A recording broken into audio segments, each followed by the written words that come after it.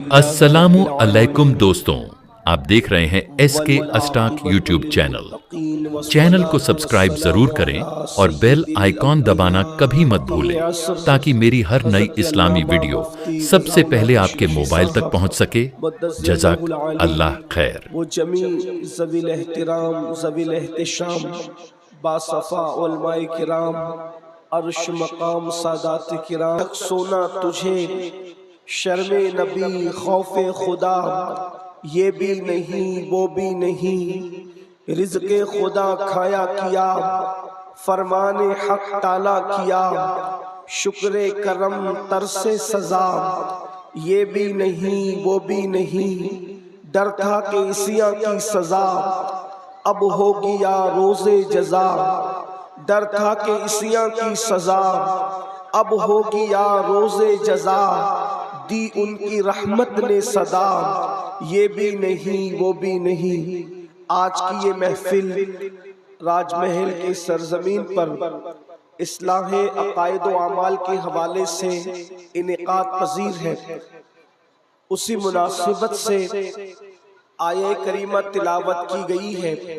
अल्लाह तबारक व तआला की बारगाह में दुआ है कि अल्लाह रब्बुल इज़्ज़त मुझे हक कहने और आप सबको हक सुनकर उस पर अमल करने और उसे आम करने की तौफीक अता फरमाए।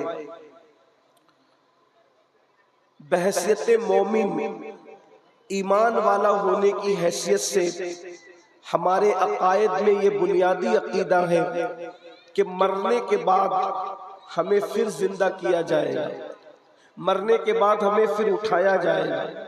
दुनिया की दूसरी कौमें मौत के बाद उठाए जाने पर यकीन नहीं रखती बहुत सारे लोग, लेकिन मोमिन ईमान वाला जो कुरान को मानता है, जो अंबिया को मानता है, आखिरी नबी पर जो ईमान लाया, उसके लिए ये लाजमी है कि वो ये अकीदा रखे कि मरने के बाद हमें फिर उठाया जाएगा। और जब हमें उठाया जाएगा तो किस लिए उठाया जाएगा? हमें उठाने का मकसद ये होगा, अल्लाह अकबर, के इंसान से उसके आमाल के बारे में उससे सवाल किया जाए। कुरान कहता है अयहसबुल इंसानु अन युत्रका सुदा, क्या इंसान ये तसव्वुर करता है कि उससे हिसाब नहीं होगा? उससे जरूर हिसाब होगा। इंसान से हिसाब लिया जाएगा और किस माहौल में लिया जाएगा उसकी एक झलक। फिर उसके बाद अस्ल उन्वान की तरफ आते हैं। मेरे सारे भाइयों की और सारी बहनों की खुसूसी तवज्जो का तालिब हूँ, किस माहौल में हिसाब होगा? अल्लाह अकबर, अगर ठंडी ठंडी हवाओं के माहौल के अंदर अल्लाह रब्बुल इज़्ज़त इंसान से हिसाब ले, अगर बागो बहार के माहौल में इंसान से अल्लाह हिसाब ले, अल्लाह अकबर, रहमतों की फुहार के माहौल में अगर अल्लाह इंसान से हिसाब ले तो भी इंसान के बस में नहीं, तो भी इंसान की ताकत नहीं, तो भी इंसान की कुव्वत नहीं कि वो अल्लाह को जवाब दे सके। थोड़ा तसव्वुर में लाए, अगर कोई पीर वाकई कोई मुरीद किसी पीर से सच्ची मोहब्बत करता है या कोई शागिर्द अपने उस्ताद से सच्चा एहतराम करता है और उस्ताद का सच्चा एहतराम करता है, और अगर उस्ताद उससे पूछ ले कि बताओ तुमने फला काम क्यों किया था, तो बताओ उस्ताद के सामने क्या एक सवाल का जवाब शागिर्द देने की ताकत रखता है? हरगिज नहीं। बेटा बाप के सामने क्या कोई जवाब देने की कुव्वत रखता है? मुरीद अपने पीर के सामने क्या कोई जवाब देने की ताकत रखता है? अंदाजा करो मेरे भाइयों, गौर करो, जरा सोचो और तसव्वुर में लाओ। जब पीर के सामने मुरीद जवाब देने की ताकत नहीं रखता, जब बेटा अपने बाप के सामने जवाब देने की कुव्वत नहीं रखता, जब शागिर्द अपने उस्ताद के सामने जवाब देने की कुव्वत नहीं रखता, तो तसव्वुर में लाइए वो वादहू ला शरीक जिससे अंबिया भी डरते हो, जिससे औलिया का पिता जिसके खौफ की वजह से पिघल करके पानी होता हुआ लोगों ने देखा है, वो दास्ताने हैं अल्लाह अकबर कि कोई रोते रोते अपनी आंखें खो गया। अल्लाह के खौफ में बहुत सारे औलिया रोते रोते अपनी आंखों की बीनाई उन्होंने खो दी। कुछ का हाल ये था कि जब अल्लाह की बारगाह में जवाब جواب دینے کا تصور آتا تو ان کا پتا پگھل کر کے, ان کا جگر پگھل کر کے بہتا ہوا لوگ محسوس کرتے. اسی طرح لوگوں کے چہرے مایوس نظر آتے, لوگوں کے چہروں پر اداسیاں نظر آتی. سیدنا فاروق اعظم رضی اللہ تعالیٰ عنہ, آپ کے چہرے پر آنسوؤں کے نشانات دیکھے گئے. اللہ کے خوف سے رونے کی وجہ سے اندازہ فرمائے اللہ والوں کی کیفیت یہ ہے, انبیاء جس سے خوف زدہ ہوں, صحابہ کرام جس کے خوف میں آنسو بہائیں. اللہ اللہ ذرا غور کریں, وہ رب ہم سے سوال کرے گا, وہ رب ہمارا حساب لے گا. اللہ اکبر. اور ماحول کون سا ہوگا؟ باغ و بہار کا ماحول نہیں ہوگا, ٹھنڈی ہواؤں کا ماحول نہیں ہوگا, فضاؤں کا ماحول نہیں ہوگا, رحمت کی فواروں کا ماحول نہیں ہوگا, بلکہ وہ ماحول کیا ہوگا؟ اللہ اکبر. اللہ کے سچے رسول صادق و مصدوق مصطفیٰ کریم رؤوف الرحیم صلی اللہ علیہ وآلہ وسلم ارشاد فرماتے ہیں, یوم حساب, جس دن اللہ بندوں کا حساب لے گا, جس دن اللہ بندوں سے سوالات پوچھے گا, اس دن انسان کی کیفیت کیا ہوگی؟ انسان کے سر اور سورج کے درمیان صرف ایک ہاتھ کا فاصلہ ہوگا. انسان کے سر اور سورج کے درمیان صرف ایک ہاتھ کا فاصلہ ہوگا. ذرا تصور میں لاؤ, مئی کے مہینے میں زندگی گزار رہے ہو, جلسے میں انسان بیٹھا ہوا ہے, اللہ اکبر, تو گرمی کا احساس انسان کو بے چین کرتا ہے. پنکھے چل رہے ہیں پھر بھی بے چینی ہے, پنکھے چل رہے ہیں پھر بھی بے قراری ہے. رات کا ماحول ہے, سورج نکل کر چھپ چکا, چھپنے میں گھنٹوں گزر چکے, اس کے باوجود بھی گرمی کا یہ عالم ہے. اللہ اکبر. جب چوتھے آسمان پہ نکل کر کے چھپنے والے سورج کی تپش کا عالم یہ ہے کہ آدھی رات کو بھی گرمی محسوس کر رہے ہو, اس وقت جب انسان کے سر کے اوپر سورج ہوگا, چوتھے آسمان پہ نہیں, انسان کے سر پہ سورج ہوگا, اور انسان کے سر اور سورج کے درمیان صرف ایک ہاتھ کا فاصلہ ہوگا, ایک ہاتھ کا فاصلہ, جس کو بعض لوگوں نے سوا نیزے سے تعبیر کیا ہے. اللہ اکبر. آج سورج اپنی پیٹھ کی طرف سے چمک رہا ہے, اس وقت سورج اپنے چہرے کی طرف سے چمکے گا. جس کی پیٹھ کی تپش کا یہ عالم ہے, اس کے چہرے کی تپش کا عالم کیا ہوگا؟ اللہ کے سچے رسول صادق و مصدوق فرماتے ہیں, کوئی گھٹنوں تک پسینے میں ہوگا, کوئی کمر تک پسینے میں ہوگا, کوئی اللہ اکبر انسان کندھوں تک پسینے میں ہوگا, کسی کے منہ میں پسینے کی لگام ہوگی. اللہ اکبر. آنکھیں پانی بن کر بہ رہی ہوگی, انسان کے سروں میں ان کا بھیجا ایسے کھولتا ہوگا جس طریقے سے چولہے پہ رکھی ہوئی ہانڈی کے اندر انسان پانی کھولتے ہوئے دیکھتا ہے, چولہے پہ رکھی ہوئی ہانڈی میں جیسے پانی کھولتا ہے, انسان کا بھیجا اس کی کھوپڑی میں کھول رہا ہوگا, ناک کے ذریعے سے, کان کے ذریعے سے اس کا بھیجا بہ رہا ہوگا. یہ انداز ہوگا. اس وقت اللہ بندے سے اس کے بارے میں پوچھے گا, اس کی زندگی کے بارے میں پوچھے گا, اس سے سوال کرے گا. سوال کئی ایک ہوں گے, سوال بہت زیادہ ہوں گے, لیکن ایک سوال قرآن یہاں بیان کر رہا ہے, ثُمَّ لَتُسْأَلُنَّ يَوْمَئِذٍ عَنِ النَّعِيمِ. اس ماحول میں اس دن ہم تم سے نعیم کے بارے میں پوچھیں گے. نعیم کے بارے میں اللہ تم سے پوچھے گا.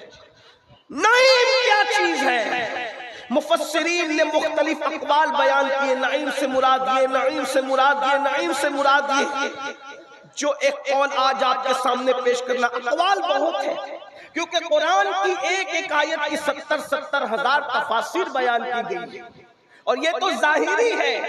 اس کے علاوہ جو باطنی تفاسیر ہے اس کا تو کوئی اندازہ ہی نہیں. بلکہ امام عبد الوہاب شارانی تو یہاں تک فرماتے ہیں کہ قرآن کا نزول بند ہوا ہے, مگر مانیے قرآن کا نزول آج بھی علماء کے دل پر ہو رہا ہے. ہر دن ایک نیا معنی لوگوں کے دلوں پر, جو اہل اللہ ہے, اللہ والے ہیں, علماء ربانیین ہیں, ان کے دلوں پر اب بھی معنی قرآن نازل ہوتے ہیں. قرآن مقدس کا معنی نازل ہوتا ہے. اللہ اکبر. آیت نہیں نازل ہو سکتی, وحی نہیں آ سکتی, اب قرآن نازل نازل نہیں ہو سکتا کیونکہ قرآن مکمل ہو چکا ہے. لیکن مصطفیٰ جان رحمت کے دل کے صدقے میں علماء کے دلوں پر اب بھی معنی قرآن کا نزول ہو رہا ہے. ثم لتسألن یومئذ عن النعیم، اللہ تم سے نعیم کے بارے میں پوچھے گا. تو مفسرین نے ایک اور نعیم کا یہ بیان فرمایا، اللہ تم سے قیامت کے دن اس ماحول میں جب سر پہ سورج ہوگا بھیجا انسان کی کھوپڑی میں کھول کر اس کی ناک اور اس کے کان سے بہ رہا ہوگا، اس وقت اس کی آنکھیں پگھل پگھل کر پانی بن کر بہ رہی ہوگی. اس وقت ماں بیٹے سے بھاگ رہی ہوگی، باپ بیٹے کے کام نہ آ سکے گا. گزرا کرے پسر پہ، پدر کو خبر نہ ہو، باپ پہ گزرے گی تو بیٹے کو پتا نہیں، بیٹے پہ گزرے گی باپ کو پتا نہیں، بیوی کہاں ہے شوہر کو پتا نہیں، شوہر کہاں ہے بیوی کو پتا نہیں. نفسا نفسی کا عالم ہے. اللہ اکبر. اس ماحول میں اللہ تم سے پوچھے گا ثم لتسألن یومئذ عن النعیم. نعیم کے بارے میں، نعیم سے مراد مفسرین کہتے ہیں اللہ تم سے اس ماحول میں تمہاری جوانی کے بارے میں پوچھے گا کہ بتاؤ تم نے اپنی جوانی کی راتوں کو کہاں گزارا، تم نے اپنی جوانی کے دن کو کہاں گزارا، کیسے گزارا. اب مجھے بتاؤ، پیر کو جواب دینے کی حیثیت نہیں، مرشد کو جواب دینے کی زبان میں طاقت نہیں، استاد کو جواب دینے کی طاقت نہیں، باپ کو جواب دینے کی طاقت نہیں. اللہ کی بارگاہ میں ہم کس منہ سے بیان کریں گے کہ راتوں کو نرم نرم گدوں پہ لیٹتے تھے اور زنا کی فلمیں دیکھتے تھے. مجھے بتائیں میری قوم کے جوان شرق سے لے کے غرب تک، یقیناً راج محل کے جوان ایسے نہیں ہوں گے لیکن دنیا کے سبھی لوگ سنتے ہیں. میں پوچھنا چاہتا ہوں اللہ کی بارگاہ میں اپنی جوانی کی راتوں کا حساب لوگ کیسے دیں گے؟ نرم گدوں پہ لیٹ کر زنا کی فلمیں دیکھنے والے، اپنے دن کو فی اللہ اکبر شراب پی کر، جوا کھیل کر، نشہ کر کے اپنی زندگی کو، جوانی کو تباہ کرنے والے، کانوں میں ایئر فون لگا کر گانے سننے والے، ماں باپ کی نافرمانی کرنے والے، بہنوں کا حق مارنے والے، بیوی کی حق تلفی کرنے والے. مجھے بتاؤ اللہ کو کیا جواب دیں گے؟ اور مائیں اور بہنیں بھی موجود ہیں. بہنیں اللہ کو کیسے جواب دے سکے گی کہ وہ بغیر دوپٹے کے بڑی بے باکی کے ساتھ کبھی میلوں میں جایا کرتی تھی، کبھی فلموں میں جایا کرتی تھی، کبھی ولیموں میں جایا کرتی تھی. مجھے بتاؤ اللہ تم سے تمہاری جوانی کے متعلق پوچھے گا. اور سن لو اللہ اکبر کتنا پوچھا جائے گا اس کی تو کوئی حد ہی نہیں. بلکہ قرآن تو یہاں تک کہتا ہے فَمَن يَعْمَلْ مِثْقَالَ ذَرَّةٍ خَيْرًا يَرَهُ وَمَن يَعْمَلْ مِثْقَالَ ذَرَّةٍ شَرًّا يَرَهُ. ایک ذرے برابر نیکی کی ہوگی اللہ وہ بھی دکھائے گا، ذرے برابر برائی کی ہوگی اللہ وہ بھی دکھائے گا. آپ مجھے بتائیں آج ہم کیا کر رہے ہیں؟ ہماری زندگی کیا ہے؟ جوانی کی قدر کرو. مولا کائنات سید السادات سیدنا علی کرم اللہ تعالی وجہہ الکریم ارشاد فرماتے ہیں جوانی کی ایسے ہی قدر کرنا جیسے کسی عزتدار مہمان کی قدر کرتے ہو. مہمان کی قدر، مہمان کی قدر جیسے کرتے ہو. راج محل والوں آپ تو مہمانوں کی قدر کرنا جانتے ہیں. ہم راج محل آتے ہیں تو شرمندہ شرمندہ رہتے ہیں. اس کی وجہ یہ ہے فقیہ عصر حضرت علامہ مفتی رضا الاقصی مدظر اللہ العالی اپنے گھر لے جا کر اتنا پیار دیتے ہیں. ہم سوچتے ہیں کہ ہم اتنے چھوٹوں کو وہ کتنا نوازتے ہیں، کتنی مہمانی کا انداز. آپ اندازہ فرمائیں آپ لوگ اتنی مہمانی کرنا جانتے، عزت کرنا جانتے، پیار کرنا جانتے. اللہ تبارک و تعالی فقیہ عصر کو عمر نو نصیب فرمائے. ماشاءاللہ ایک طویل عرصے تک جامعہ اشرف نے دینی خدمات کو انجام دیا اور اب جب وطن آئے تو بیماری کی وجہ سے خاموش نہیں بیٹھے بلکہ یہاں پر بھی اللہ کے دین کے کام میں مصروف ہے، لگے ہوئے ہیں. 5 منزلہ بچیوں کے لیے ادارے کا قیام ہو رہا ہے، خانقاہ کا قیام ہو رہا ہے. دیکھیں تو صحیح یہ کیسا مفتی ہے کہ صرف درسگاہ کا قیام نہیں ہے بلکہ خانقاہ کا بھی قیام ہے. اور یہ فکر میں اگر کسی نے رنگینی دی ہے تو وہ مخدوم المشائخ حضور سرکار کلا رحمت اللہ تعالی علیہ کے افکار و نظریات کی برکت ہے. اللہ پاک کی بارگاہ میں دعا کرتا ہوں کہ اللہ تبارک و تعالی بچیوں کے ادارے کو بھی جلد سے جلد قیام کا معاملہ آسان فرمائے، اور خانقاہ بھی اپنی پوری روحانیت کے ساتھ ہمارے درمیان اپنی خدمات کو انجام دیتے ہوئے اپنی نگاہوں سے دیکھیں۔ اللہ کی بارگاہ میں دعا ہے کہ اللہ آسان فرمائے۔ میں عرض یہ کر رہا تھا، غور فرماؤ میری قوم کے جوانوں، مولا مشکل کشا سید السادات سیدنا مولا علی کرم اللہ تعالی وجہ الکریم فرماتے ہیں، جوانی کی ایسے ہی قدر کرو جیسے معزز مہمان کی عزت اور قدر کرتے ہو۔ کیوں؟ مہمان وہی ہوتا ہے جو جانے کے لیے آتا ہے، مہمان اسی کو کہتے ہیں جو جانے کے لیے آتا ہے۔ بلکہ مہمان، کوئی مہمان ہو، اگر وہ واقعی مہمان ہے تو وہ 3 دن سے زیادہ رک نہیں سکتا۔ ہر ایک کو پتہ ہے کہ مہمان بن کے آئے تو 3 دن میں چلا جائے گا، اور جو 3 دن میں نہ جائے وہ مہمان نہیں ہو سکتا۔ 3 دن میں جو جائے وہی مہمان ہے، اور جو 3 دن کے بعد رکے، حضور علیہ السلام نے خود فرمایا 3 دن تک مہمان ہے، اس کے بعد صدقہ ہے۔ اس کی تفصیل آپ جانتے ہیں ماشاءاللہ، یہ تو علماء کی سرزمین ہے۔ 3 دن تک مہمان رکتا ہے۔ مولا مشکل کشا کے قول کی ندرت پر قربان، اس عطر فکر پر قربان، جیسے مہمان 3 دن سے زیادہ نہیں رکتا، ویسے جوانی 30 سال سے زیادہ کسی کے پاس نہیں رکتی۔ 16 سال پر شروع ہوتی ہے اور 46 سال اور 50 آتے آتے انسان کی جوانی ختم ہو جاتی ہے۔ تو فرمایا جوانی کی ایسی قدر کرو جیسے عزت دار مہمان کی قدر کرتے ہو، اور اللہ کو جوانی بھی پسند اور جوانی کی عبادت بھی پسند۔ اسی لیے تو اللہ کے سچے رسول صادق و مصدوق مصطفیٰ جان رحمت غیب کا نبی صلی اللہ علیہ وسلم نے ارشاد فرمایا جوانوں کی قدر کرو۔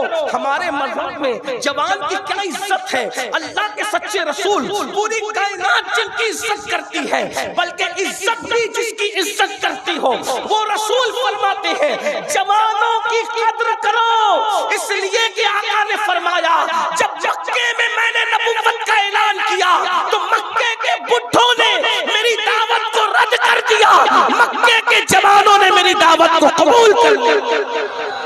آقا نے فرمایا اسی لیے جوانوں کی قدر کرو۔ دیکھو صحابہ میں جو سب سے بڑی عمر کے صحابی تھے، افضل البشر بعد الانبیاء بالتحقیق سیدنا ابو بکر صدیق، انہوں نے جب کلمہ پڑھا تو اس وقت ان کی عمر 37 سال کی تھی۔ فاروق اعظم نے کلمہ پڑھا، عمر 27 سال کی تھی۔ مولا علی نے کلمہ پڑھا، 7 یا 10 سال کی عمر تھی۔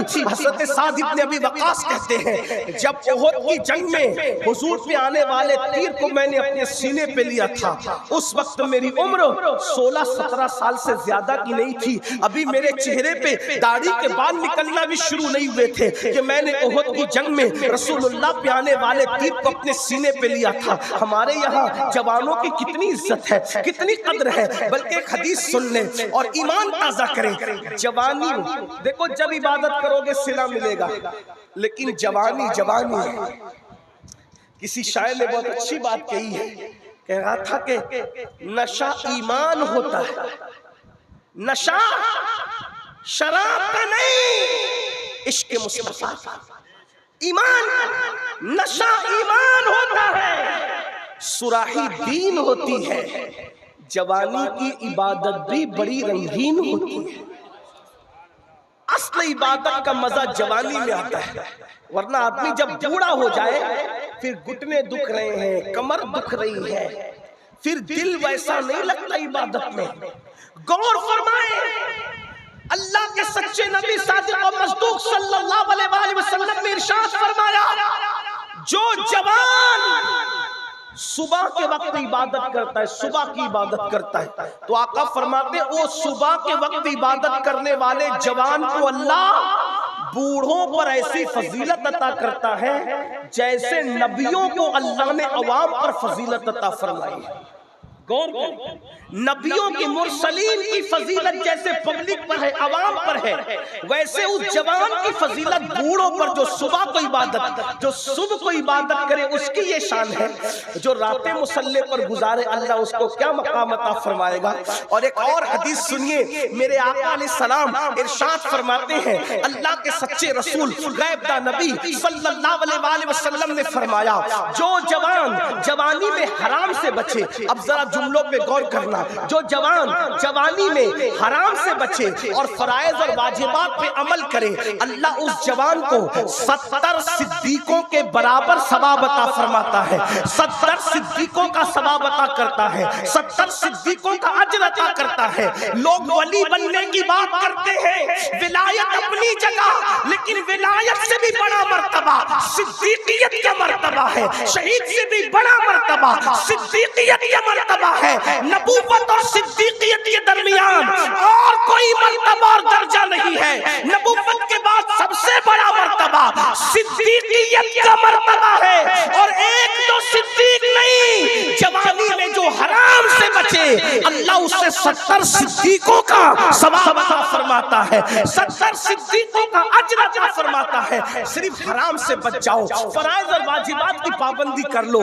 آئیے حرام سے کیسے بچے، کیا کیا حرام ہے، میں چند حرام آپ کو گناتا ہوں، اللہ کرے آپ بچ جائیں۔ صدیق ایک صدیق نہیں، 70 صدیقوں کا اجر۔ اور کون کہہ رہا ہے؟ جلسے کے ناظم نے نہیں کہا کہ لوگ مبالغہ کر جائیں، نہیں، یہ اس نے کہا ہے، میرے امام کہتے ہیں، وہ زبان جس کو سب کن کی کنجی کہے، اس کی نافذ حکومت پہ لاکھوں سلام، وہ دہن جس کی ہر بات وحی خدا، چشمہ علم و حکمت پہ لاکھوں سلام۔ حرام سے بچو، جوانی میں حرام سے بچو، فرائض اور واجبات کی پابندی کرو، 70 صدیقوں کا اجر ملے گا، 70 صدیقوں کا اجر ملے گا۔ حرام کیا ہے؟ نمبر 1 گن لیتے چلیں جتنے وقت میں گنجائش ہے، کیونکہ محفل تو جاری رہے گی لیکن مجھے اپنے وقت میں گفتگو تمام کرنی ہوگی۔ لیکن نمبر 1 پہلی چیز جو حرام ہے اور اشد حرام ہے وہ ہے جھوٹ۔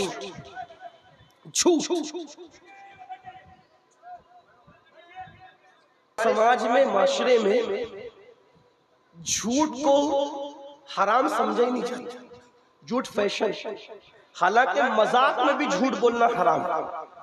اگر کوئی مذاق میں بھی جھوٹ بولے، جیسے مثال کے طور پر کہ کوئی یہ کہہ دے اپنے بچے کو چھوٹے بچے کو 3-4 میں تمہیں سنڈے کے دن پارک میں گھمانے لے جاؤں، ایسی کہتے اور نہیں لے گیا، جھوٹ بولا، حرام۔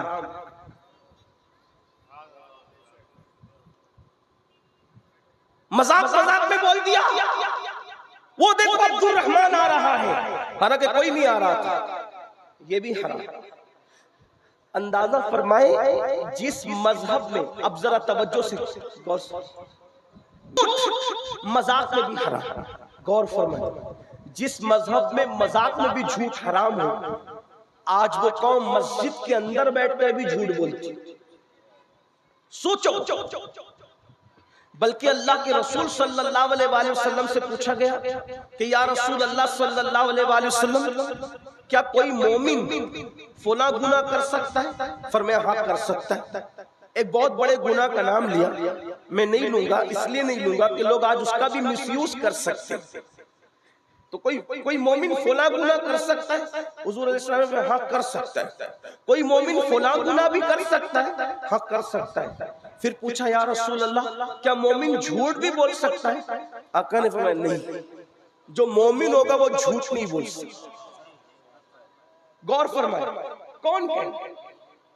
اس کا مطلب یہ ہے ہم لوگ قادری بن گئے، برکاتی بن گئے، رضوی بن گئے، اشرفی بن گئے، وارثی بن گئے، مداری بن گئے، ہم مومن کب بنے؟ کامل مومن کب بنے؟ بڑی معذرت کے ساتھ اگر پیر و مرشد نے ٹوپی دی ہے، ہم اس ٹوپی کی کتنی عزت کرتے ہیں، اور کرنا بھی چاہیے، پیر مرشد نے امامہ دیا ہے، شجرہ دیا ہے، پیر و مرشد نے اپنا لباس دے دیا ہے، کتنی عزت کرتے ہیں، سنبھال کے رکھا ہے، کہا کیا اس کو قبر میں لے جائیں گے؟ آپ سے پوچھتا ہوں پیر کے دیے ہوئے تحفے کی قدر ہے؟ رسول اللہ نے جو شریعت کا تحفہ دیا، اللہ کے قانون کا تحفہ دیا، قرآن جیسا عظیم تحفہ دیا، اس کی ہمارے نزدیک کیا قدر ہے؟ پیر کا شجرہ جتنا قیمتی ہے، اس سے بڑھ کر سارے پیروں کے پیر، پیران پیر کے بھی پیر محمد رسول اللہ نے تو ہمیں قرآن جیسا عظیم دستور عطا فرمایا، وہ کہاں ہے؟ وہ زندگیوں میں کہاں ہے؟ شجروں کی بالکل عزت کی جاتی اور کی جائے گی، ہم اس کے کبھی مخالف ہیں، لیکن میں تو یہ کہتا ہوں سنیوں سے زیادہ قرآن کی اہمیت کو کوئی سمجھ نہیں سکتا۔ کیوں؟ اس لیے کہ جو قوم پیر کے شجرے کو اتنا جان سے زیادہ عزیز سمجھتی ہو، وہ رسول اللہ کی دی ہوئی کتاب کو کتنا عزیز سمجھنا چاہیے۔ لیکن بڑی معذرت کے ساتھ ہم نے زور اور چیزوں پہ دیا، حقائق سے ہم کہیں نہ کہیں آنکھیں چرا رہے ہیں۔ اور سن لو، اپنے زمانے کے بڑے بڑے مفتیوں کے درمیان اگر میں غلطی کروں تو یہ میری اصلاح کریں گے، اور یہ صرف دارالعلوم والے درسگاہی لوگ نہیں بلکہ خانقاہی لوگ بھی ہیں۔ سن لینا، اگر رسول اللہ کے دیے ہوئے قرآن کی قدر نہیں کرو گے تو پیر کا شجرہ قبر میں رکھنا کوئی تمہارے کام نہیں آ سکے گا۔ قرآن کو چھوڑ دیا، جو قوم قرآن کو چھوڑ دے اللہ کے رسول اس کے خلاف اللہ کی عدالت میں شکایت کریں گے، اللہ میری قوم نے میرے قرآن کو چھوڑ دیا تھا۔ جس کی شکایت شافع یوم النشور کرے، اس کی سفارش کون کرے گا؟ کون اس کی سفارش کرے گا؟ اور قرآن میں ہے کہ اللہ رب العزت جھوٹوں پر لعنت کرتا ہے، لعنت اللہ علی الکاذبین، جھوٹوں پہ اللہ کی لعنت ہے۔ حدیث پاک میں آیا جب کوئی بندہ ایک بار جھوٹ بولتا ہے تو اس کے منہ سے اتنی بدبو نکلتی ہے کہ 1 میل دور فرشتہ ہٹ جاتا ہے۔ تمہارے ہم نے بڑے بڑے منجن، بہت زیادہ قیمتی جو ہے وہ ٹیوب پیسٹ استعمال کر کے منہ کی بدبو دور کرنے کی کوشش کی، وہ جھوٹ کی بدبو جس سے فرشتہ دور ہٹتا ہے، اس کے لیے کون سی صفائی کا انتظام کیا؟ حرام سے بچو جوانی میں، 70 صدیقوں کا ثواب لے۔ نمبر 2، دوسرا حرام بد نگاہی، یعنی جن جیسے بدنگاہی سے مراد عورتوں کو بے پردہ دیکھنا، یہ بھی لوگ گناہ نہیں سمجھتے، اور یہ بھی سمجھ لے جان لیں کہ جس طرح مردوں کا عورتوں کو بلا عذر دیکھنا حرام ہے، ویسی عورتوں کا مردوں کو بھی بلا عذر دیکھنا حرام ہے۔ قرآن کہتا ہے قُلْ لِلْمُؤْمِنِينَ يَغُضُّوا مِنْ أَبْصَارِهِمْ، مومنوں کو کہہ دو، اے محبوب اپنے غلاموں کو، مومنوں کو کہہ دو کہ وہ اپنی نگاہوں کو نیچی رکھیں۔ آج بد نگاہی جو حرام ہے، بلکہ حدیث پاک میں آیا کہ شیطان کے تیروں میں سے تیر ہے بد نگاہی، یعنی عورتوں پہ بدی کی نظر ڈالنا، عورتوں پر پاپ کی نظر ڈالنا، عورتوں پر گناہ کی نظر ڈالنا۔ کتنے لوگ نظروں کو بچاتے ہیں، نگاہوں کو کتنے لوگ بچاتے ہیں، کتنے لوگ حفاظت کرتے ہیں۔ سید الطائفہ حضرت جنید بغدادی رضی اللہ تعالیٰ عنہ فرماتے ہیں ہو سکے تقوی کی بات، ہو سکے اگر تمہیں دودھ دونے کی ذمہ داری نہیں ہے، دودھ دونا تمہارا کام نہیں ہے، تو ہو سکے تو بکری اور گائے کے تھنوں کو بھی دیکھنے سے پرہیز کیا کرو۔ یہ تقوی سے زیادہ قریب ہے، یہ پرہیزگاری سے زیادہ قریب۔ ایک بار جنید بغدادی سرکار کی بارگاہ میں جوان آ کے کہتا ہے حضرت مجھے نماز میں لذت نہیں ملتی، تو فرمایا شاید تو نے کسی زانی کی آنکھوں میں تک لیا ہے، اس لیے اللہ نے تجھ سے نماز کی لذت کو چھین لیا ہے۔ زانی کی آنکھوں میں تکنے سے نماز کی لذت چھین لی جاتی ہے۔ جو قوم رات کے 3 بجے تک زنا کی فلمیں دیکھیں، اس قوم کو نماز کی توفیق کیسے ہو سکتی ہے؟ اس لیے کہ قدرت جس سے ناراض ہوتی ہے اس سے روزی روٹی نہیں چھینتی، قدرت جس سے ناراض ہوتی ہے اس سے عبادت کی توفیق چھین لیتی ہے۔ مسجدوں سے دور ہونے والوں، مسجدوں سے رشتہ توڑ لینے والوں، میں تو لوگوں کو کہتا ہوں کیا دن آ گئے۔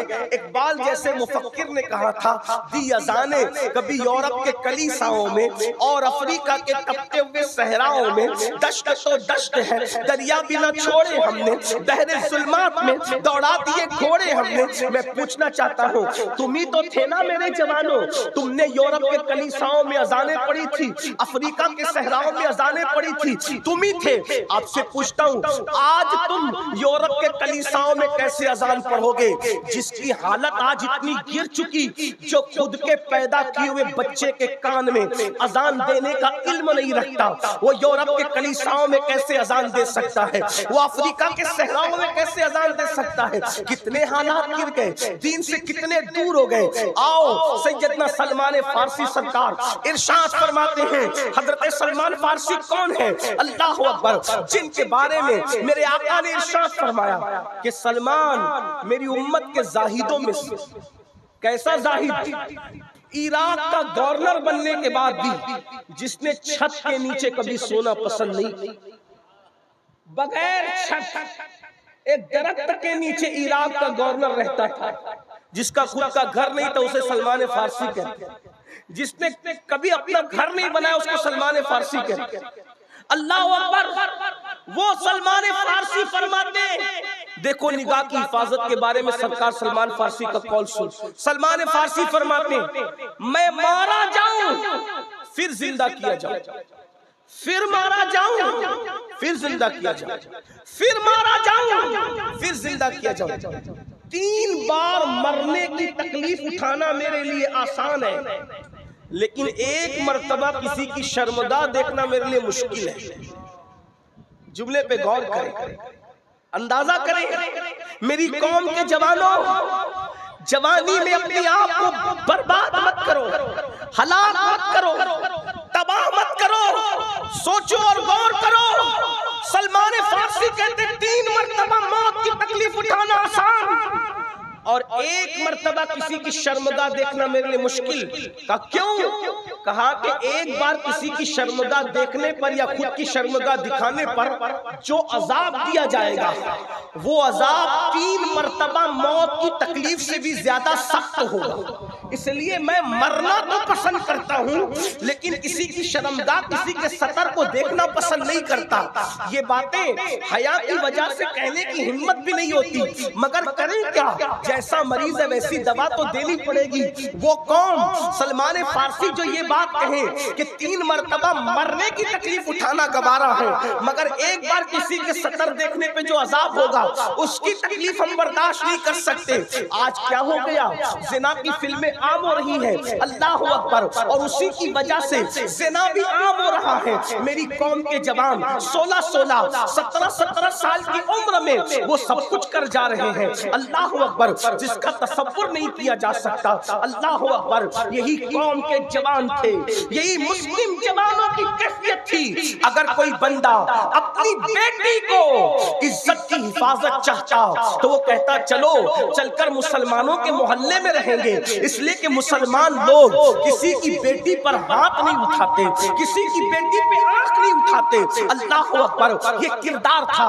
اگر کوئی مسافر سفر کے لیے نکلتا تو اپنی بیٹی کو کسی مسلمان کے گھر رکھ کر کے جاتا کہ یہ مسلمان ہے، یہ کچھ اور تو کر سکتا ہے لیکن کسی کی بیٹی پر باپ کی آنکھ نہیں اٹھا سکتا۔ اور آج ہم بدنگاہی کا شکار ہیں۔ اللہ اکبر، سن لو، اگر بدنگاہی کا شکار ہو تو اللہ کے سچے رسول غیب کا نبی صلی اللہ علیہ وسلم نے ارشاد فرمایا جو اپنی آنکھوں سے حرام کو دیکھے گا قیامت کے دن اس کی آنکھوں میں جہنم کی سلائیاں پھیری جائے گی، جہنم کی سلاخیں ڈالی جائے گی۔ آپ مجھے بتائیں، ایک اور گناہ حرام، کانوں میں ایئر فون لگا کر جو میرے جوان گانے سنتے، میوزک، گانے، موسیقی، وہ گانے جو زنا پر ابھارے، وہ گانے جو حرام پر ابھارے، وہ گانے جس میں کفریہ اور شرکیہ کلمات ہو۔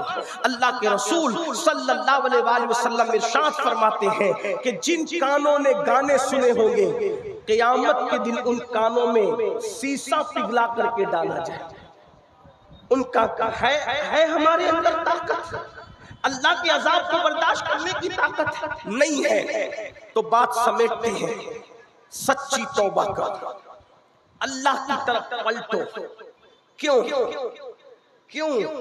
اور جوانی میں ہی پلٹ جاؤ، جوانی ہی میں پلٹ جاؤ، کیونکہ اللہ کے رسول نے فرمایا جو جوانی میں توبہ کرتا ہے اللہ اس جوان کو اپنا محبوب بنا لیتا ہے۔ اگر اللہ کا محبوب بننا ہے جوانی ہی میں توبہ کر۔ اور جن لوگوں نے جوانی میں توبہ کی وہ کیا تھے، خدا نے کیا بنا دیا۔ اختتامیہ کے طور پہ اپنی بہنوں کی بھی توجہ چاہتا ہوں، اس لیے کہ بہنیں بھی پہلے عورتیں گناہ کے معاملے میں اتنی آگے نہیں تھی، لیکن برا ہو سیریلوں کا، برا ہو فلموں کا، اس نے بھی عورتوں کو بہت مس گائیڈ کیا ہے۔ آپ کے یہاں کی عورتیں ایسی نہیں ہیں، ہندوستان کی عورتیں ایسی نہیں ہیں، لیکن دنیا سے یہ بات ہمارے کانوں میں آ رہی ہے اور تقریر تو پوری دنیا ہی کے لوگ سنتے ہیں، الحمدللہ۔ اب تو ایسا ہے کہ سالی بہنوئی سے محفوظ نہیں، الا ماشاءاللہ، چچا زاد بہنیں چچا زاد بھائیوں سے محفوظ نہیں، بھاوج دیور سے محفوظ نہیں۔ یہ فلموں کی گندگی ہے، ہنسنے کی بات نہیں۔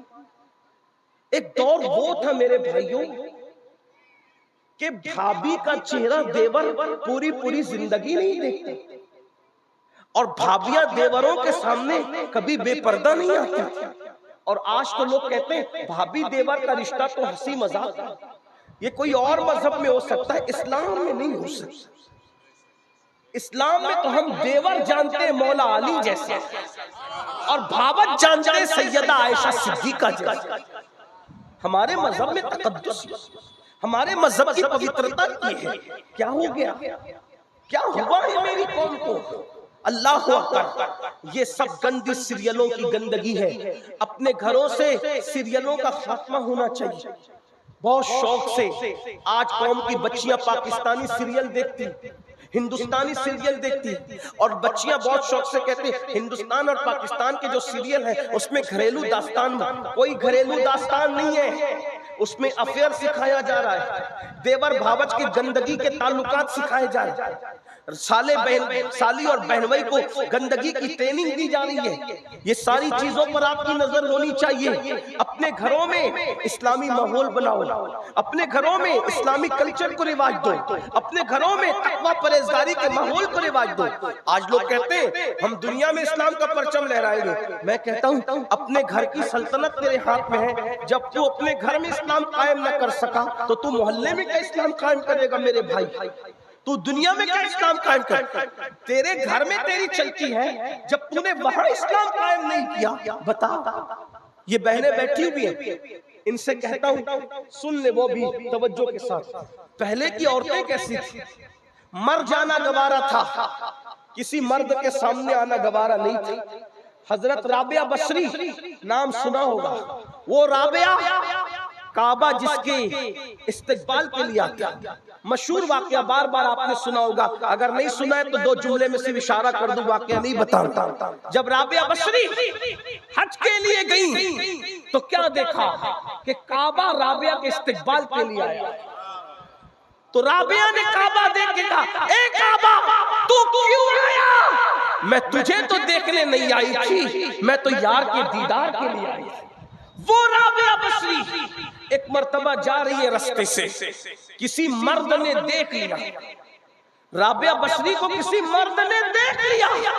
توجہ کریں، آج مرد دیکھ لے، مرد پکڑ لے، چوڑی پہنانے کے بہانے عورتیں اپنا ہاتھ مردوں کے ہاتھ میں دیتی۔ اب تو مہندی لگانے کے لیے بھی عورتیں، آپ کے یہاں ایسا نہیں ہوگا مجھے پتا ہے، لیکن بڑے شہروں میں ایسا ہے، اور ویکسین کے طور پر میں یہ باتیں پیش کر رہا ہوں۔ مہندی لگانے کے لیے عورتیں مردوں کے پاس جاتی ہے، اس میں تو بہت سے مسلمان بھی نہیں ہوتے، اور وہ ٹائٹ جینس پہن کے بیٹھتے کمینے جان بوجھ کر خبیث، اور وہ تمہاری عورتوں کی کوہنیاں اپنی مانڈی پر رکھتے ہیں، اور مانڈی پہ رکھ کر کے پھر دلہنوں کو مہندی لگاتے ہیں، اور کس طرح پکڑتے ہیں۔ میں بزرگوں کے تقدس کے خیال سے اور منبر کے احترام کے خیال سے یہاں اس کا تذکرہ نہیں کرنا چاہتا، ورنہ ہم لوگ گراؤنڈ ریئلٹی کے لوگ ہیں، زمینی حقائق کے لوگ ہیں۔ ہم دنیا کے جو ہے وہ آسمان کے اوپر اور زمین کے نیچے کی بات کرنے سے پہلے زمینی حقائق کو آپ کے سامنے پیش کرنا چاہتے ہیں۔ غور کر لیں اور اچھی طرح غور کر لیں، تمہاری غیرت کہاں مرتی ہے؟ جب تم غیر مسلم لڑکوں کے پاس اپنی بیٹیوں کو مہندی کے نام پہ بیچتے، دلہن کو ہاتھ اس کا شوہر بعد میں لگاتا ہے، پہلے وہ مہندی لگانے والا اور چوڑی پہنانے والا تمہاری بیٹیوں کو، تمہاری بچیوں کو اور تمہاری ہونے والی بہووں کو ہاتھ لگاتا ہے، اور اس کے بعد مہندی والا ہاتھ لگا کے کچل چکا، چوڑیے والا ہاتھ لگا کے کچل چکا، پھر رہی صحیح کسر وہ کیمرہ مین پوری کر لیتا ہے جو ویڈیو شوٹنگ کے موقع کے لیے آپ کے گھروں کی شادی میں آتا ہے، وہ باضابطہ طور پر لڑکیوں کو ہاتھ سے ٹرین کرتا ہے، اس طرح ہاتھ رکھو، ہاتھ لگا لگا کے اس طرح دوپٹہ رکھو۔ کہاں جاتی ہے غیرت؟ اللہ کے رسول نے ایسے مردوں کے بارے میں کیا کہا؟ اللہ نے جنت میں لکھ رکھا ہے کہ جنت دیوسوں پہ حرام کر دی گئی، جنت دیوسوں پہ حرام کر دی گئی۔ پوچھا یا رسول اللہ جہنمی کون ہے اور دیوس کون ہے؟ تو فرمایا جس کے گھر کی عورتوں کے ساتھ یہ سب کیا جائے اور وہ چپ رہے، وہ دیوس ہے، دیوس۔ ارے تمہارے کلیجے کو کیا ہو گیا مسلمانوں؟ ایک دور وہ تھا کہ غیرت کی وجہ سے مسلمان اپنی بیٹی کے صرف دیکھ لینے والے کو برداشت نہیں کرتا تھا، اور آج مہندیوں کے نام پہ، چوڑیوں کے نام پہ، بیوٹی پارلروں کے نام پہ یہ سب کچھ ہو رہا ہے۔ کہاں ہیں ہم؟ کہاں ہیں ہم؟ یہ دیوسیت تمہیں برباد کر رہی ہے۔ تو عرض یہ کر رہا تھا کہ رابعہ بصری کو ایک مرد نے صرف دیکھ لیا، اللہ کا خوف اتنا طاری ہوا کہ اللہ کے خوف سے رابعہ زمین پہ گر گئی اور ہاتھ ٹوٹ گئے۔ ہاتھ ٹوٹا تو کہا اللہ تیرا شکر ہے۔ جس عورت کو کوئی مرد پاک کی نظر سے دیکھے تو اس کو یہ دکھ ضرور ملنا چاہیے، حالانکہ اس میں رابعہ کا کیا قصور تھا؟ حضرت رابعہ کا کیا قصور تھا؟ لگے ہاتھوں میری قوم کی جوان بیٹیوں سے بات کرتے، آج کل اگر فلم دیکھتے ہوئے، سیریل دیکھتے ہوئے، ناول پڑھتے ہوئے بے باک لڑکے اگر کسی لڑکی کو افیئر کا، ناجائز محبت کا آفر کرتے ہیں تو لڑکیاں جلدی پگھل جاتی ہیں اور اس کو فیشن کا نام دیا جاتا ہے۔ قوم کی بیٹیوں سنو، آج تو بیٹیاں منکرین اسلام کے ساتھ بھی افیئر کر رہی ہیں، رشتے فیس بک پہ طے ہو رہے، رشتے واٹس ایپ پہ طے ہو رہے، رشتے انٹرنیٹ پہ طے ہو رہے۔ میری بہنوں، انٹرنیٹ پر تو چپل منگانے والا کا دل بھی مطمئن نہیں رہتا، پتہ نہیں میں نے جو پسند کیا ہے وہی بھیجے گا کہ دوسری بھیجے گا۔ ذرا غور فرمائیں، جب انٹرنیٹ پر آئی ہوئی چپل پر دل مطمئن نہیں ہوتا تو انٹرنیٹ پر لوگ رشتے کیسے طے کر لے رہے؟ مجھے حیرت اس بات پر ہے۔ پھر ہاتھوں کی مہندیاں بھی نہیں چھوٹتی اور طلاق تک کی نوبت آتی ہے۔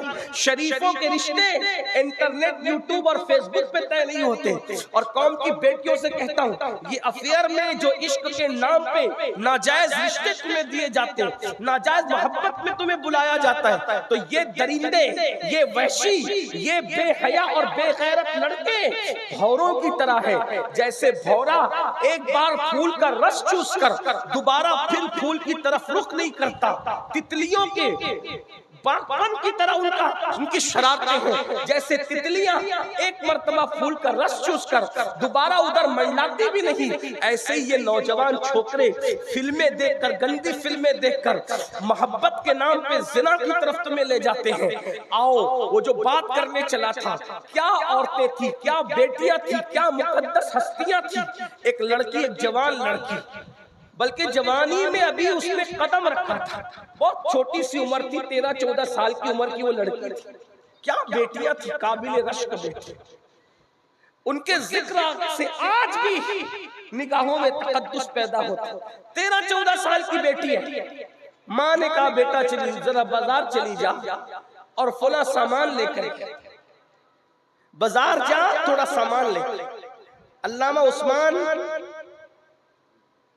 عثمان ابن شاکر لکھتے ہیں کہ ماں نے کہا کہ جا اور کچھ سامان لے کر. 13-14 سال کی لڑکی, وہ بازار کیا گئی, ایک جوان لڑکا, وہ بھی 16-17 سال کا, بہت عمر اس کی بھی نہیں تھی, 16-17 سال کا وہ جوان, وہ بازار آیا اور آنے کے بعد اس جوان نے اس لڑکی کو دیکھا اور دیکھنے کے بعد کہا اے لڑکی کتنی خوبصورت ہے, کتنی حسین ہے.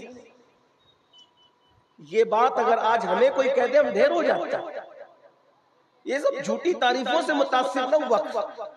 کوئی سفید چمڑی خوبصورت نہیں ہے, جو چمڑی نے جہنم میں جلنا ہے وہ کب سے خوبصورت ہونے لگی.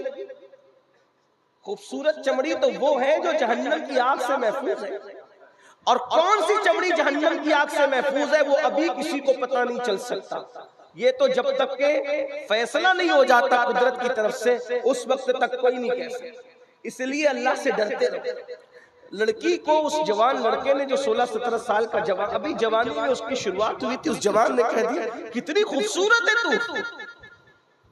اور تیرے پورے وجود میں تیری آنکھیں کتنی خوبصورت, جی چاہتا ہے تیری جھیل سی آنکھوں میں ڈوب جاؤ. جوان نے کہنے کو تو کہہ دیا. لڑکی نے غیرت سے کہا میری خوبصورتی میں سب سے زیادہ تجھے میری آنکھیں اچھی لگی نا. اس نے کہا ہاں کیا حسین ہے تیری آنکھیں, غزال سی آنکھیں, نرگس سی آنکھیں, جھیل سی آنکھیں, کتنی خوبصورت ہے تیری آنکھیں.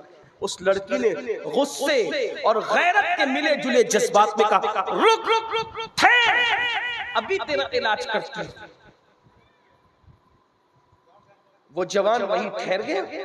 لڑکی گئی اور چند منٹوں کے بعد ایک بوڑھی کنیز آئی. اس کے ہاتھ میں ایک پلیٹ تھی, تشت, اور وہ ڈھکا ہوا تھا کپڑے سے. آنے والی کنیز نے کہا اے لڑکے تو ہی وہ جوان ہے نا, تھوڑی دیر پہلے کسی لڑکی کے حسن و جمال اور اس کی آنکھوں کی تو نے تعریف کی. ہاں میں وہی جوان ہوں. کہا اس لڑکی نے یہ تمہیں تحفہ بھیجا ہے. وہ جوان سمجھ گیا پہلی ہی محبت کامیاب, پہلی ملاقات کامیاب. لیکن جیسے ہی اس نے تشت سے کپڑا ہٹایا حیران رہ گیا. ایک چٹھی تھی اور خون آلود کٹی ہوئی آنکھیں, کٹی ہوئی آنکھیں خون آلود تشت میں رکھی ہوئی, اور ساتھ ایک چٹھی اٹھا کے پڑھا تو لکھا ہوا تھا اے جوان میری آنکھیں تجھے خوبصورت لگی ہے نا, اس لیے میں نے یہ آنکھیں کاٹ کر تجھے بھیج دیا. یہ کٹی ہوئی آنکھیں لے لے اور مجھے بھول جا, دوبارہ مجھے کبھی یاد مت کرنا. وہ آنکھیں جو مردوں کو میری طرف متوجہ کر کے مجھے پاپ میں مبتلا کریں, ایسی آنکھیں میں اپنے ماتھے پر کبھی رکھنا پسند نہیں کر سکتی.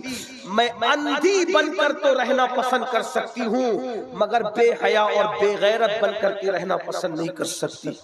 اس جوان کے پیروں کے نیچے سے زمین کھسک گئی اور اس جوان نے سوچا یا اللہ میرے چند جملوں کی وجہ سے ایک لڑکی کی آنکھیں چلی گئی, وہ نابینا ہو گئی, وہ اندھی ہو گئی.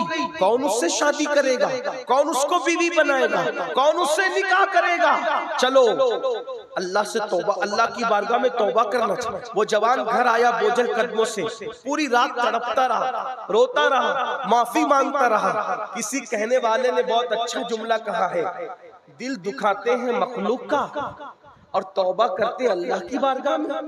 حالانکہ قدرت تو قانون بنا چکی ہے کہ جب تک میرے بندے معاف نہیں کریں گے حق تلفی کرنے والوں کو میں بھی معاف نہیں کروں گا. لیکن وہ جوان سوجھ بوجھ والا تھا, اس جوان کی کوئی بے ادبی نہیں کر رہا، اس کی انداز بیاں ایسا ہے، ورنہ تصور میں بھی کہیں اس جوان کی بے ادبی نہیں ہے۔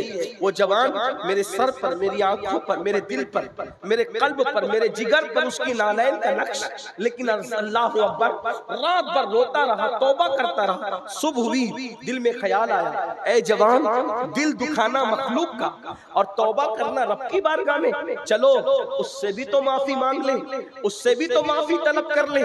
اور وہ جوان جب گیا اس لڑکی کے محلے میں تو کیا دیکھا کہ پورا محلہ غم میں ڈوبا ہے اور لوگ کسی جنازے کو پورے عزت اور احترام کے ساتھ اٹھا رہے ہیں، پورے محلے کو روتا دیکھا۔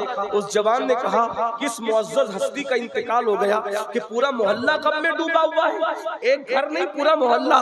تو کسی نے کہا پتہ نہیں کون منچلا تھا، پتہ نہیں کون دیوانہ تھا، ہمارے محلے کی بیٹی کل صبح بازار گئی، اس کی آنکھوں کی کسی نے تعریف کیا کر دی، غیرت کی وجہ سے اس بیٹی نے آنکھیں کاٹ کے اس کو بھجا دیا، اور غیرت کی وجہ سے آنکھیں تو کاٹ لی لیکن برداشت نہ کر سکی، دن بھر تڑپتی رہی، رات بھر تڑپتی رہی، آنکھوں کا کاٹنے کا دکھ اس سے برداشت نہ ہوا، اور صبح ہوتے ہوتے اس بیٹی کا انتقال ہو گیا۔ ہماری غیرت مند بیٹی نے آبرو بچانے کے لیے اپنی جان تک دے دی، مر گئی، وہ دنیا چھوڑ دیا اس نے۔ اس جوان نے کہا اے جوان، تیرے چند جملوں نے صرف کسی کی آنکھیں نہیں بلکہ کسی کی جان تک لے لی ہے۔ ایک قوم کی بیٹی نے صرف آنکھیں نہیں کھویا بلکہ تیرے چند جملوں کی وجہ سے اس نے تو جان کھو دی ہے۔ مر گئی ایک قوم کی ایک بغیرت بیٹی، ایک باغیرت بیٹی مر گئی ایک قوم کی۔ اے جوان، تینے کیا کر دیا؟ احساس احساس احساس۔ پھر اس جوان نے جو 16-17 سال کا جوان تھا، اس نے اللہ کی بارگاہ میں سچی توبہ کی، مولا میرے چند جملوں سے کسی کی آنکھ جا سکتی ہے، کسی کی جان جا سکتی ہے، اب میں تجھ سے وعدہ کرتا ہوں کہ کبھی بھی میں کوئی عورت تو کیا کسی مرد کو بھی نظر بھر کے نہیں دیکھوں گا۔ اور پھر توبہ کے بعد وہ جوان ایک مرشد کی تلاش میں تھا، اور اس جوان کو مرشد ملا تو سید السادات، خاتم الولایت، فاتح خیبر، سیدنا علی ابن ابو طالب جیسا مرشد ملا۔ اور پھر وہی جوان دنیا میں امام حسن بصری کے نام سے مشہور ہو گئے، اور اسی حسن بصری کو پھر وہ مقام ملا کہ رسول اللہ کا معراج والا جبہ جو رسول اللہ نے مولا علی کو دیا تھا، وہ جبہ مولا علی نے امام حسن بصری کو عطا فرمایا۔